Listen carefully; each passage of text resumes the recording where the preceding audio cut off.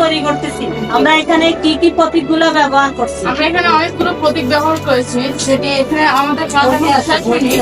তো আমরা শেষ হলে এটা দেখাবো। এখানে আমরা প্রতীকগুলো অন এবং অফ, এখানে আমরা আরো ব্যবহার করতেছি মনিটর, তারপরে এখানে পা, হাত, এগুলো আমরা ব্যবহার করতেছি। আমরা এই রোবটটি বানাতে যা যা সংকেত ব্যবহার করেছি, প্রথমত আমরা এখানে দুটি বাটন ব্যবহার করেছি। একটি সবুজ রঙের যে বাটনটি রয়েছে সেটা অন বাটন এবং লাল রঙের যে বাটনটি রয়েছে সেটি হচ্ছে অফ বাটন।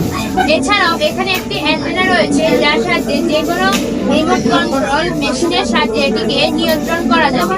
এছাড়াও এখানে আমরা শক্ত কাগজ এবং কিছু রঙিন কাগজের সাথে এটিকে ডেকোরেশন করেছি। অ্যালভিন বলো, আমরা এই রোবোটিক্সটা তৈরি করতে কি কি ব্যবহার করেছি? জি ম্যাম, আমি আমার ঘরে পড়ে থাকা কাঠের বাক্স, প্লাস্টিক এবং রঙিন কাগজ দিয়ে তৈরি করেছি। আমি এখানে বিভিন্ন চতুর্ভুজ আকৃতি ঘনবস্তু শক্তি আমি এই রোবটটি তৈরি করেছি। এই রোবটটি তৈরি করতে আমার স্বল্প সময় প্রয়োজন হয়েছে। রোবটটা তৈরি করতে কি কি প্রতীক আমরা ব্যবহার করছি? ম্যাম, প্রথমত এই রোবটটি আমি তৈরি করতে বৃত্ত এবং চতুর্ভুজ এই দুটি প্রতীক ব্যবহার করেছি। আর পরে যদি বলি আমি এই রোবটটি কি কি উপকরণ দ্বারা তৈরি করেছি, তাহলে বলা যায় আমি এখানে কার্ডবোর্ড, কালার পেপার, গ্লু ইত্যাদি দ্বারা এই রোবটটি তৈরি করেছি। ধন্যবাদ।